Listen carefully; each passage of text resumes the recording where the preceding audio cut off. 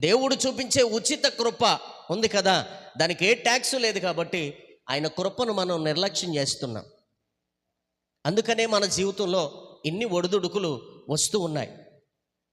ఏది ఏమైపోతున్నా నువ్వు దేవుని మందిరం దగ్గరకు వచ్చి దేవుని బలిపీఠం దగ్గర నువ్వు మోకరించి దేవుని బలిపీఠం దగ్గర నువ్వు ఆయన్ని గోసాడి దేవుని బలిపీఠం దగ్గర నీ ప్రతి సమస్య ఆయనకు చెప్పుకోగలిగితే ఒక్కొక్క సమస్య దేవుడు తీసివేసి నిన్ను మంచి స్థితిలోకి దేవుడు ఉంచాలని ఆశపడుతున్నాడు. దేవునికి స్తోత్రం.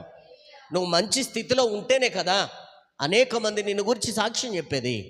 నువ్వు మంచి స్థితిలో ఉంటేనే కదా అనేక మంది నిన్ను చూసి వారు కూడా దేవుని సన్నిధికి వచ్చేది.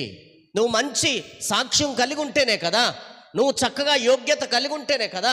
ప్రభువుని నమ్ముకోవటం గొప్ప కాదు, ఎప్పుడొకప్పుడు మందిరానికి రావటం గొప్ప కాదు, ప్రభువుని నమ్ముకొని ఎప్పుడూ మందిరంలో ఉండటం గొప్ప. దేవునికి స్తోత్రం.